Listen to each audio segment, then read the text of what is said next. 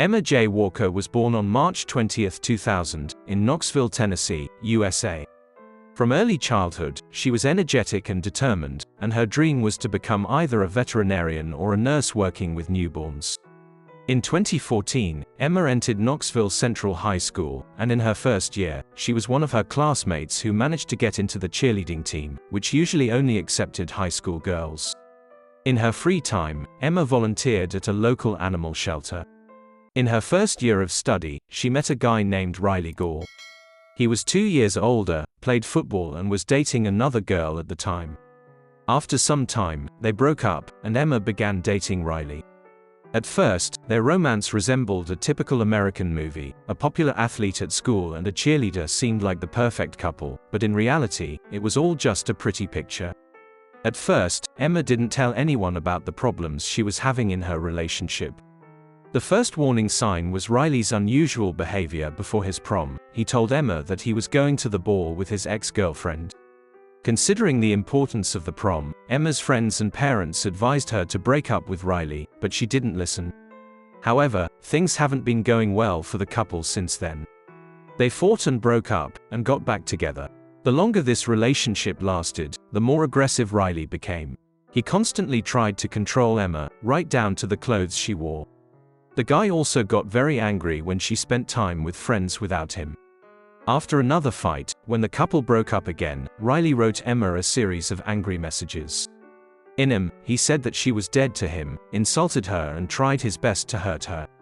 For Emma's parents, this was the last straw. They took away her smartphone and forbade Riley from coming to their house, but this did not help. The couple constantly found ways to keep in touch. Their relationship lasted for almost 2 years in this rhythm. Riley graduated from high school and entered Maryville College, 30 kilometers from Knoxville. Emma's parents hoped that the distance would finally help the daughter finally break up with the guy, but they continued to periodically get back together and break up. Then the parents forbade the daughter to go anywhere except school, training and work. At that time, she was working part-time at a supermarket. These drastic measures finally worked. Emma really began to distance herself from Riley and ultimately decided to forget about him forever. Parents and friends watched as her condition changed for the better. Instead of constant stress due to this tense relationship, she became cheerful and happy again. Eventually, she stopped thinking about Riley. But he didn't want their relationship to end. After Emma finally broke up with him, the guy tried to commit suicide, but he was saved. On November 18th, the football team of the school where Emma studied won a big victory. A big party was held for this occasion, and the girl's parents allowed her to go there. Emma was having a good time, but at one point, alarming messages from an unknown number began to arrive on her phone. The first message said, "Go outside if you don't want the one you love to get hurt." Then she received a similar message, asking her to go outside, and in case of refusal, the unknown person threatened to harm the one she cared about. The girl was very scared. She did not know what to do in this situation, and showed the message to her friend. At that moment, a third message arrived, which said, "He's in the ditch behind the house. It's a shame you didn't care about his life. My friend and I decided to go outside and see what was going on." Sure enough, they saw a guy lying face down on the ground behind the house. It turned out to be Riley. It looked like he was unconscious. However, when Emma and her friend approached him, the guy woke up. Riley said that he didn't remember how he got there. According to him, someone hit him on the head and pushed him into a van, after which he ended up here. Emma didn't believe this story, and she was seriously scared by all these messages. The girl, in tears, asked Riley to leave her alone. The guy didn't argue and left. He called his friend Noah, asked him to come pick him up and told the same story about the kidnapping. However, his friend didn't believe him and refused. The next day, the strange things continued. On Saturday morning, Emma was home alone. Later, the girl was supposed to meet her mother in the city. At some point, she noticed a man dressed in all black walking down her street. His face was hidden. He approached the door of the house and began to ring the doorbell incessantly. Emma was scared, but instead of calling the police, she sent a message to several friends. In it, she described what was happening and added, "I thought he was going to kill me." Judging by the last phrase, the unknown person left rather quickly, since Emma spoke about the threat in the past tense. However, after texting her friends, she wrote to Riley and asked him to come urgently.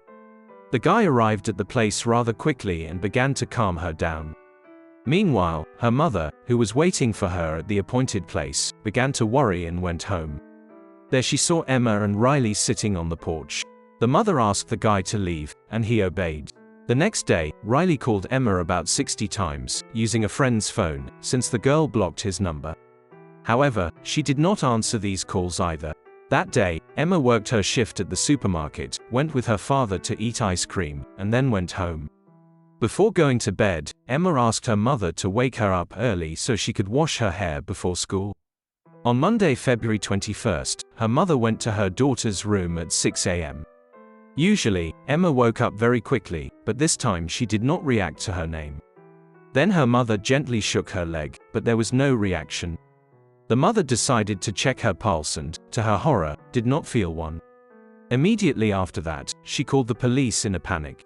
The officers and doctors who arrived could only confirm Emma's death. She had been dead for at least several hours. After examining the room, detectives found 2 tiny holes in the walls, and outside they found 2 shell casings. This indicated that the shooter was in the yard outside the house. He was aiming for the wall, which, unfortunately, turned out to be very thin, and one of the shots caught the girl. According to doctors, she died in her sleep instantly. Later, forensic experts determined that the shots were fired from a 9mm weapon. The police immediately had a logical question: why did none of the family members hear shots in the middle of the night?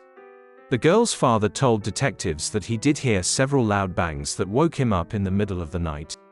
However, he thought that these were the sounds of a door slamming. The man walked around the entire house, looked into Emma's room, but did not notice anything unusual and went back to sleep. Some neighbors told police that they also heard bangs around 3 a.m. The news of Emma Walker's death quickly spread among her acquaintances and friends, but in the first hours after her body was discovered, the police had not yet revealed the cause of death. Then all sorts of rumors began to spread around the school. Some believed that she had committed suicide, others had overdosed, and still others believed that Emma had died in her sleep from natural causes or some illness. But soon everyone learned the real reason. The police quickly began questioning Emma's friends and acquaintances, interested in who could have wanted her dead. Almost all of those questioned named only one name: Riley. As soon as the news of Emma's death began to spread around the city, Riley began actively posting strange messages on social networks. Despite the fact that the police had not yet even revealed the cause of death, he had already managed to write how much he would miss her and added that she was now in a better place. It was extremely suspicious. Instead of trying to find out what happened to his beloved, he had already said goodbye to her. Detectives questioned Riley, but he denied any involvement in Emma's death. His story was as follows: on Sunday evening, he went for a walk with friends, trying to call Emma from one of his friends' phones, but the girl did not pick up. After that, he went to visit his grandparents, who lived nearby. He spent less than an hour there, after which he drove back to the college dorm. He added that he just sat in the car for several hours and cried over the breakup with Emma, looking at their photos together. Riley's roommate told the police that the guy came at about 4:45 a.m., asked to wake him up at 8, and went to bed. Let us recall that Emma died at about 3 a.m. During the interrogation, Riley behaved unemotionally and even passively, as if he did not care about what was happening. He also never said Emma's name, calling her just a girl. Riley's story and his behavior seemed suspicious to the police, but there was no evidence to arrest him. However, new leads were not long in coming. 2 of Riley's friends, Alex McCarthy and Noah Alkin, called the police. They said that before Emma's death, Riley had stolen a 9mm pistol from his grandparents' house. The guy showed it to Alex, and asked Noah how to get rid of fingerprints on the barrel. When his friends asked why he needed the weapon, Riley gave a strange answer. He allegedly feared for his life and Emma's safety, so the gun was needed for protection. After learning that his friends had turned him in, Riley became furious and demanded that they stop talking to the police. After that, the guy asked him to help him get rid of the gun. He assured his friends that he had nothing to do with Emma's death and was afraid that someone else's crime would be pinned on him. But his friends didn't believe him. Too many facts pointed to Riley's guilt. Alex and Noah went to the police again and told them about the guy's plans to get rid of the gun. The detectives couldn't let the main evidence in this case disappear, so they came up with a plan involving Riley's friends. Alex and Noah were wiretapped, after which they went to Riley's house, supposedly just to play video games. They were also given hidden cameras built into fake car keys. At some point, the friends started talking about Emma and played along with Riley when he again declared his innocence. One of them asked, "Why not just give the gun to the police if you're innocent?" From the window was extremely strange. He said that it would be better if the police never found his weapon. After that, the guy himself asked Alex and Noah to go with him and help get rid of the gun. They left the house, got into the car and headed to the Tennessee River. Riley told them the gun was hidden at his stepfather's house. As their car pulled away, plainclothes police officers followed them unnoticed. Riley drove to his stepfather's house, took the gun, hid it in a garbage bag and put it in the car. Then they stopped at a cafe, grabbed some snacks and headed to the river. They drove to a parking lot where they could walk to the water. Riley put on rubber gloves and took the gun out of the bag. At that moment, undercover police officers, who had been following the car the whole time, surrounded him and arrested him. Detectives also found a set of black clothes in the garbage bag where the gun was. Riley was then charged with first-degree murder and several other crimes. He continued to deny his guilt, and the case went to trial. The trial began in May 2018. To everyone's surprise, Riley's lawyers made an unexpected statement. They admitted that the guy did shoot into Emma's house that night. However, he did not plan to harm her. According to Riley, he only wanted to scare the girl to make her need protection and support, which would ultimately make her reconcile with him. However, the prosecution did not believe this version. Despite the fact that the shots were fired at the wall, the attacker chose the exact spot where Emma's bed was. The prosecution insisted that the shooter deliberately wanted to harm the girl.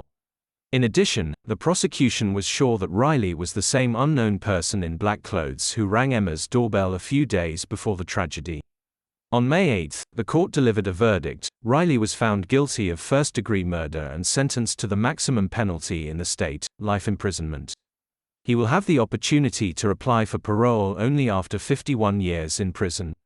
In his final speech at the trial, Riley apologized to Emma's parents for taking the daughter away from them and stated that he always loved her. The tragic and unfair story of Riley has made a lot of noise and has been cited as an example of a toxic relationship in which the guy's obsession leads to sad and even fatal consequences for the girl. There is no doubt that Riley is 100% guilty and deserves the maximum punishment. In this whole complicated case, there is only one question: did the guy really come to Emma's house with the aim of killing her, or was the defense version true and Riley did not want to harm her? Why does the second version have the right to exist? Let's be honest, Riley was far from the smartest person, as many might have already thought. It is enough to remember the frankly stupid staging of the kidnapping, then the doorbells. The man tried to get his beloved back using extremely absurd methods. But most of all, his short-sightedness is shown by the fact that he asked his friends to help him get rid of the gun, when they openly worked with the police and revealed all his inconvenient secrets. How naive do you have to be to trust these people in a matter where your whole life is at stake? All this suggests that the story of an accidental murder, despite all the absurdity, has a right to life. A person as crazy as Riley could really do something like this in his endless attempts to get Emma back. However, the version of a premeditated murder is still much more solid. Firstly, Riley knew exactly where Emma's bed was, since he had been in her room many times. Yes, he could not see the bed through the wall, but he should have understood its approximate location perfectly well. A logical question arises: if he just wanted to scare the girl, why didn't he choose a place to shoot away from her bed? This would have guaranteed that the girl would not be harmed. However, all this no longer matters to Emma and her parents. Whatever the truth, the facts will not change. Riley is guilty and must bear his punishment. What do you think about this whole story? Share your opinion in the comments and don't forget to support our channel with a like if you liked this video. Thanks for watching.